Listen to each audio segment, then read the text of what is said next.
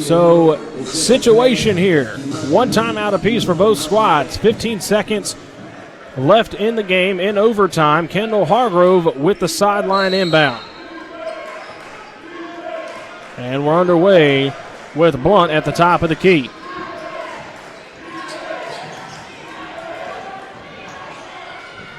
Blunt in the corner for three. You can count it with 4.4 seconds on the clock. Hello, and welcome to My MO, featuring news and highlights of the University of Mount Olive athletics. I'm Caitlin Gore, and on today's edition, we'll look at last week's results and this week's schedule. We'll check out UMO athletics news. We'll chat with our guests, men's basketball student-athlete Kendall Hargrove and women's basketball student-athlete Ty Wallace. We'll announce our student-athlete of the week, and we'll also have our useless stat of the week, and we'll wrap up the show with highlights from last week. Let's start with men's indoor and track and field. At the Winston-Salem State Open, Franz Beyer and Angus Sinclair both posted NCAA provisional qualifying point totals in the men's heptathlon. Beyer and Sinclair are the first Trojans to compete in the heptathlon in the 8-year history of the UMO track and field program. Now let's turn to men's volleyball. The Trojans improved to 3-0 in the conference with a 3-set win Friday at Limestone. Peyton Sherman had a career-high 17 kills. The Trojans suffered their first conference loss, falling in 5 sets Saturday at defending conference champion Erskine. Moving to women's basketball.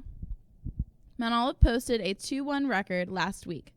The Trojans fell in overtime at North Greenville despite Ariel Johnson pulling down 20 rebounds, tied for the second most in school history. Friday was a different story as the Trojans rallied to beat regionally 8th-ranked King 59-57. Johnson had 18 points and 16 rebounds, and Rachel Fell and Tamara Harris both hit 2 free throws in the final 15 seconds to seal the win.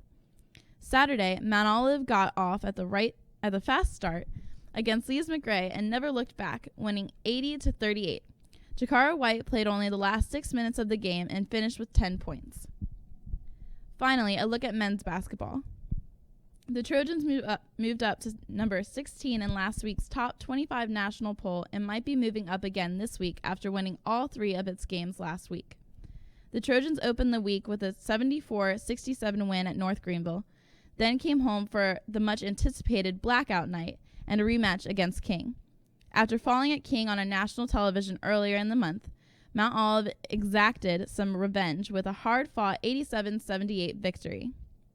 Dontel Bright scored a career-high 28 points and hit a crucial three-pointer in the final 90 seconds as the shot clock expired to help seal the win. It didn't get any easier Saturday as the Trojans needed overtime to defeat a much-improved Lees McRae team 85-82. Jaquan Blunt hit the game-winning three-pointer with 4 seconds left in overtime. Here's a look at what's coming up this week.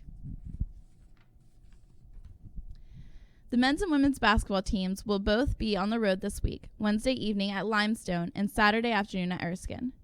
The men's volleyball team is also on the road for its lone contest as the Trojans travel north to face Division I and nationally ranked Penn State. 2 sports have their season openers this weekend. The Trojan softball team travels to Francis Marion Sunday afternoon for a doubleheader.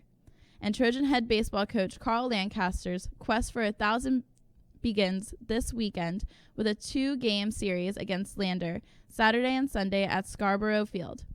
Coach Lancaster enters this week with 979 career victories and needs only 21 wins to reach the 1,000-win mark. It should be noted that the 2 games were scheduled as a doubleheader Sunday, but at the NCAA convention a couple weeks ago, a proposal was passed that if February 1st, which is the normal starting date for spring sports, falls on a Sunday, games can be played that Saturday. And no, that was not the useless stat of the week. Let's take a look at athletics news from the last week. Congratulations to Aki Kitagawa, who was named the 2014 Conference Carolinas Men's Cross Country Scholar Athlete of the Year. Kitagawa is a junior biochemistry major with a minor in music. He earned all Conference Carolinas and all academic honors this past fall. The National Collegiate Baseball Writers Association announced its preseason All-Southeast Region baseball team, and 2 Trojans were recognized. Pitcher Cody Whitley was named the first team, and first baseman Rob Shipman was named to the second team. Speaking of baseball, Mount Olive was picked first in the 2015 Conference Carolinas preseason baseball poll. The Trojans received the maximum 7 first-place votes in the poll. Finally, 3 Trojans earned Conference Carolinas Player of the Week last week.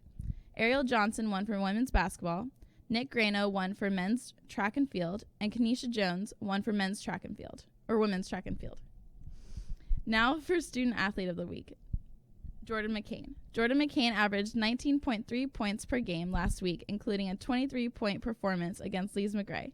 He also reached the career 1,000-point mark in the Trojans' win at North Greenville. Congratulations, Jordan McCain. And finally, here's the useless stat of the week. As we mentioned, Mount Olive won Saturday's men's basketball game over Lees McRae, 85-82 in overtime. The game marked the first time the two teams went to overtime against each other since the 1995-96 season. Yeah, welcome you back inside of Carnegie Arena here up top with Dontrell Bright. Come on, man. Yeah, you're on film, man. 28 points for you tonight. Our guests this week are members of the Trojans' men's and women's basketball teams, Kendall Hargrove and Ty Wallace. Let's talk about this past weekend, starting with the blackout night, and how the atmosphere and the crowd helped you and the team. We'll start with Kendall and then Ty. Yeah, the crowd really helped us because we really fed off the crowd. Like when Dontrell Bright made threes, the crowd got live, so we just fed off of it, and we got excited to play and stuff. Usually our energy has to come from ourselves because we don't get huge crowds like the boys always do. So just a change in atmosphere was good for our team, and our energy along with the crowd's energy was good for us. It helped us play better. Awesome. By the way, we want to thank Piggly Wiggly for sponsoring Blackout Night and providing t-shirts and prizes.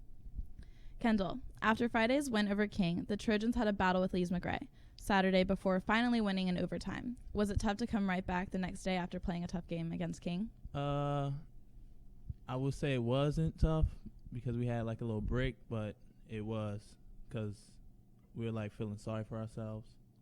And coach was just go out there and play. He knew that we were going to come out there flat, and we came out there flat, and he was just he don't know what was wrong with us. But we fought out and won, so we're not dwelling on it. Ty, the women's team kind of had the opposite experience as the men's team Saturday, jumping out to a big lead early and never being threatened. Did it feel good for you and other starters to get an early rest and have other players get a chance to get some extra minutes? Yeah, it did. Usually the starters have to play the entire game, and the games are always close. So for us to have blown them out or run the score up like we did, it gave other players the opportunity to come in and show Coach Lee that they can also play. With them playing, it kind of gave us the chance to do what they have to do because it's not easy to sit all the time and watch your team and have to cheer them on and have a genuine, just a good spirit about it. So it gave us the chance to switch places and have to see what they go through, and then they have to go and see what we go through. Right. So Kendall, you've become famous here on campus for your dunks. Are there any players who have inspired your dunks or who you pattern yourself after? No, because dunks are the easiest thing in basketball, so that's what I like to do. They're so easy. That's it. Ty, you had a number of double-doubles earlier in the season. Now that Ariel Johnson has become a force inside, does that help take some of the workload off of you? Yes, it does. Me and Ariel play good together because we're kind of opposites. She's more of a back to the basket, post-up type post player, and I'm more of a transition, run the floor type post. So if she's in the game and I know she's going to rebound, then that frees me up a little bit more to run the floor. So let's talk about off the court. What is your major and what are your plans after college?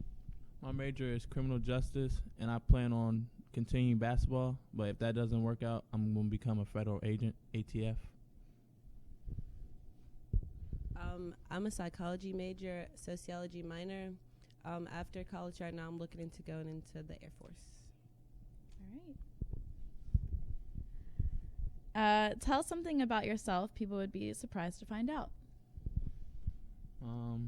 I like cars. Or any particular type of cars? Volkswagens. Right.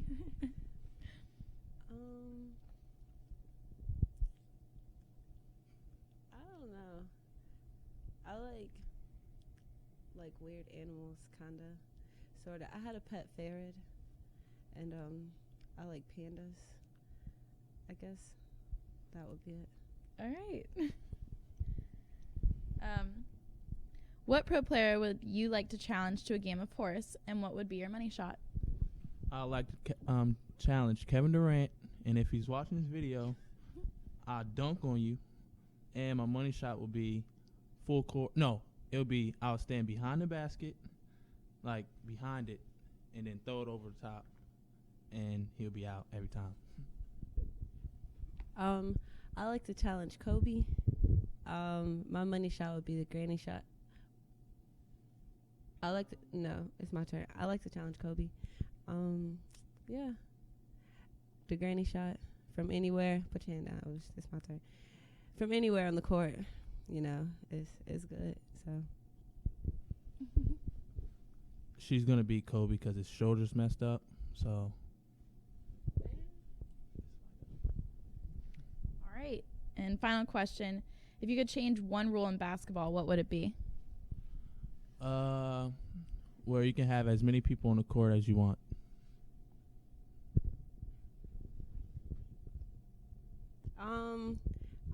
I would like a couple more fouls, 'cause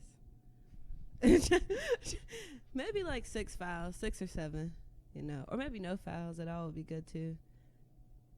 Yeah, that'd be good. No fouls. That's the rule change. All right. Thank you, Kendall Hargrove and Ty Wallace. What was the difference in your eyes in the game tonight? We've just grown a lot, and we play better as a team now. And when we were there at their place, we were missing a few of our players, so they weren't ready for our whole team. And you talked about they'll having a few players out of it. Ariel had another great night tonight. Describe what she's done for this team as far as being able to get those extra rebounds to give the offense, extra possessions, extra opportunities for points. What has she done for this team? Ariel holds the team together. I mean, last game she had 20 rebounds. I don't know how many she had tonight, but all those extra possessions are why we win. So we didn't have her last time, and so she makes a big difference. And that'll do it for this week. Thank you for watching My MO. I'm Caitlin Gore.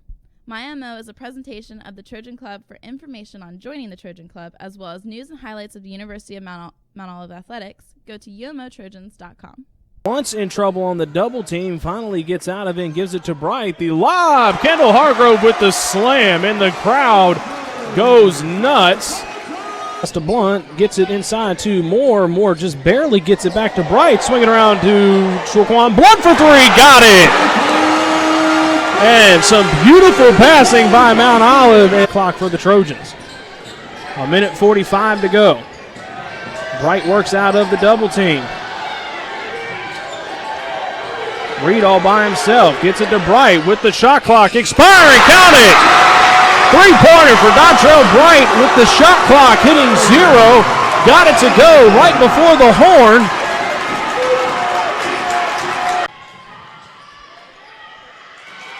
And obviously a little bit too much contact there for the referees. And as we talk about it, she eased up a little bit, and Ariel Johnson made her pay for it.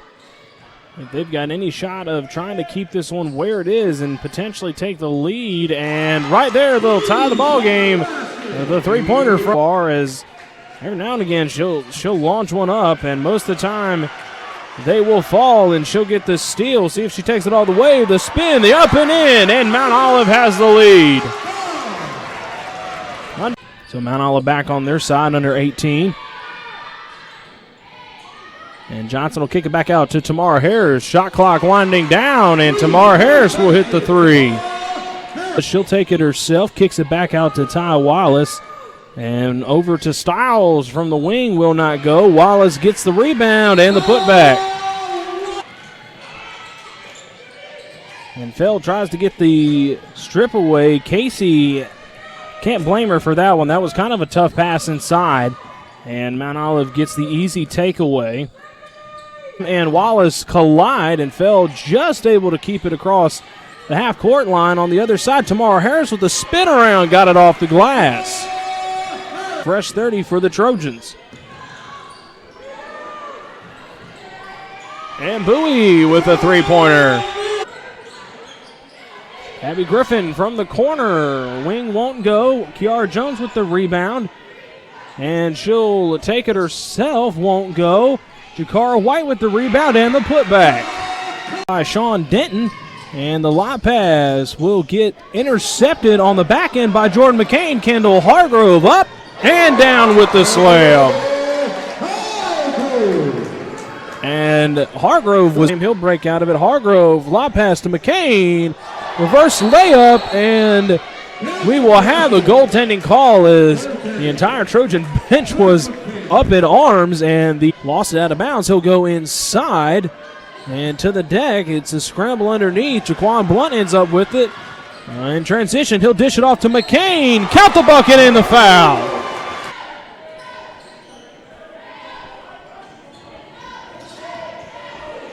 And Hargrove with the steal. A one-on-one transition off the glass, and he'll get it to go. 77 under 3 to play, 2:55. McCain switches it back. They go outside. Dontrell Bright for three. You can count that one. As Denton with the floater. Offensive foul.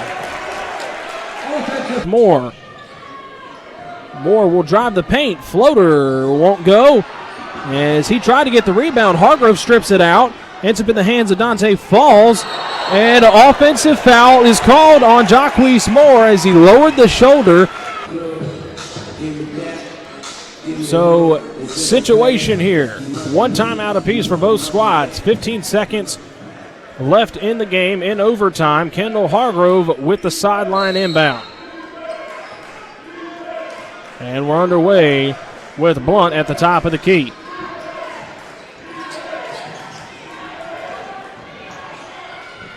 Blunt in the corner for three. You can count it with 4.4 seconds on the clock. And Steve Harden calls a timeout, a 3-point lead for the Trojans. Talk about getting a wide open look. You can't get one bigger than that one right there. As Jaquan Blunt found the corner, there wasn't anybody around him, and you can't hit a bigger shot than that in overtime. We'll see if the Trojans can hold on here. 85-82.